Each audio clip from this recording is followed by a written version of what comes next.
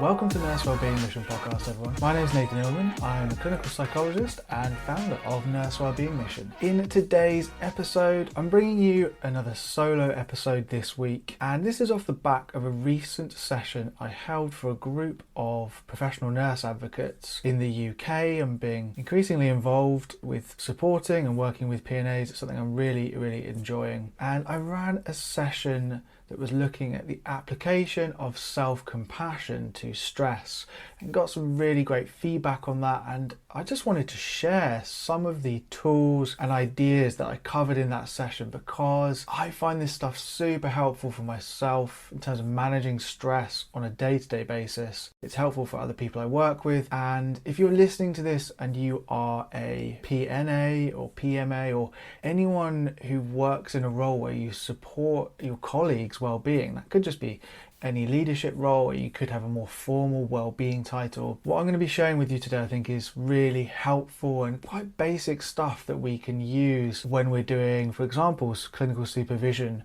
with someone that we're working with. So the focus of today is going to be looking at what underlies stress, or what is beneath stress, how we can understand it from the perspective of emotions. And then I'm going to be talking to you about the importance of actually pausing and reflecting on and trying to name the specific emotions that are happening underneath the surface of stress. And I'm going to be sharing with you how that process in itself helps to generate self-compassion, and that helps to regulate these emotions. And when we say regulate emotions, what we mean is it helps you to not be stuck in very difficult and unpleasant feelings. It helps you to release from these things. So, it's going to help you to be happier and healthier. It's going to help you to just be more engaged with the present moment and what's going on in front of you, to do the things that matter. So that's going to be doing your nursing or midwifery work with your patients, with your team. It's going to be being the kind of mum you want, or being the kind of son you want. So it really just frees you up for a lot of wonderful stuff in life. So let's get cracking. I'm going to keep this episode reasonably short to make it a nice bite-sized chunk of learning and give you a bit of a practical exercise you can practice. So let's just talk about stress to begin with. When we feel stress in day-to-day life, many of you will know the kind of biological basis of that is the stress response, which gets activated in the body. So when we experience stress, we have this activation of the sympathetic nervous system, and that's what leads to those physiological feelings of stress. Maybe our heart rate increases, we feel tension in our muscles, and we get that fight, flight, or freeze response. Many people have already heard of this, but there is more complexity to stress. So you will have some sense of this yourself already, but when we're stressed, we're actually feeling a range of different emotions. And emotions are there from an evolutionary perspective to help guide our behavior, to help us act. They are kind of signals to us that tell us something about the state of the current environment, about what's going on around us and our interpretation of that. So actually they can be really useful. However, they're not useful unless we actually pay attention to them. So often when I'm working with people and getting people to kind of reflect on stress tends to be this general blob of yucky stuff that is happening and it's unpleasant and we don't want it. We're trying to get rid of it. And it's very infrequent that we actually pause to really turn our attention towards this just stress and go underneath that and look at the different layers. So stress, you can think of it as being like the layers of an onion. Within stress, we have different emotions, and there's different kind of chains of emotions, quite complex sometimes. So what I'll invite you to do as I'm talking through this is to think about something that has been stressing you out lately. It might be being overworked in your role. It might be that you've got some big presentation coming up that is creating stress for you. It might be some family issue going on. Maybe it's a family health issue that's happening. So to begin with, just acknowledge there's stress there, right? So you're feeling stressed about this particular thing that's going on in your life. Well, an initial question to ask is, how do you know you're stressed? So we spend a great deal of time actually ignoring the fact we're stressed, and we're not paying attention to the signals. And those signals come from our body. And this is the emotions trying to speak to us as well as that stress. So often we're looking for things like tension. Tension in our shoulders and our neck. Maybe your stomach has been upset. Perhaps you're not sleeping. Perhaps you're feeling just a little bit foggy in your mind because of constantly thinking about this thing that's stressing you out. So those are the clues for us that we're feeling stressed. Now what we want to do is we just pause and start to peel back those layers and ask ourselves, what emotions am I feeling at the moment? So there is this situation that is creating stress, but what emotions am I feeling? So I want to give you a practical example of this, and this is really going to illustrate the real complexity of emotion underneath this amorphous kind of blob of stress. So I want you to imagine that you are in a new role. This is something everyone has experienced. You're in a new role. Perhaps it's a real challenge for you. Maybe you've done some new training. You know what? Maybe this is you in your P&A or PMA role. You've just started it and it's all a little bit stressful because it's something very new for you and it's a new skill set and you're just finding your way. So it might be that you're feeling quote unquote stressed, but underneath that there could be a real series of different emotions that might have gone unidentified.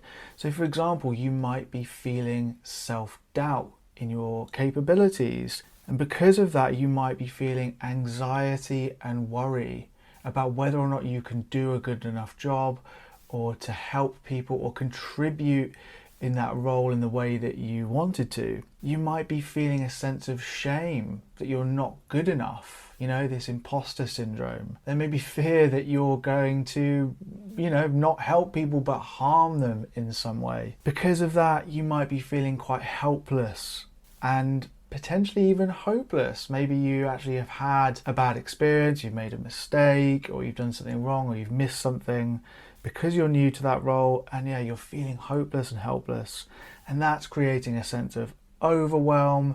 And because of all of this, you've got a sense of restlessness because you just want to do better and improve in this new role. So how many emotions did I just label there? I mean, there must have been about 10, right? And when we actually pause and ask ourselves, what am I feeling? Which specific emotions? We can quite quickly peel back the layers of that stress onion and identify a number of different emotions. Now, there is a really good reason why I ask people and suggest that people do this. So there is some lovely research which shows that when we have a larger emotional vocabulary, that helps us to process emotions better. So when we're able to name emotional words, our emotional landscape just becomes easier to navigate, and that helps us to regulate difficult emotions, and it actually helps us to enhance our life through accessing different positive emotional states as well. There's also some lovely neuroscientific research which shows that when we name emotions, so simply putting a verbal label on what we're feeling, it helps to regulate that emotion. And what we mean by that is basically to kind of soften the blow, to help the negative experience of that emotion to kind of dissipate, to move through it and to move past it. So when we practice doing this, when we practice pausing and naming our emotions in the moment, it really, really does help to truly understand how we're feeling about something. And it doesn't mean that we're just going to get even more stuck in how we're feeling.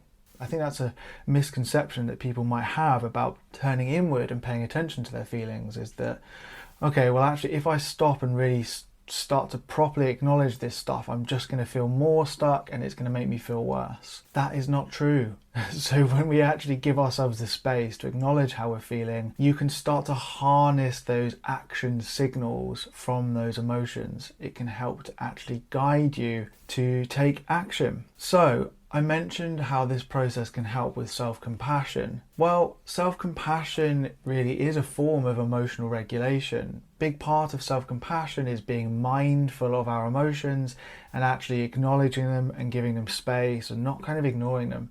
So just by doing the process that I've walked you through there, by pausing and saying to yourself, okay, I'm feeling stressed, what am I actually feeling? By naming those emotions, you're doing self-compassion. You are already engaging in that process because you've opened yourself up to what's going on inside. To take it one step further, this process of self-compassion, see if you can make space for those feelings. So just allow them to be there. Even though things like doubt or shame or helplessness or overwhelm, in my example, they're difficult feelings to be with. If we allow them to be present and unchanged for a few moments, it really helps to actually release them. So it's a bit of a paradox.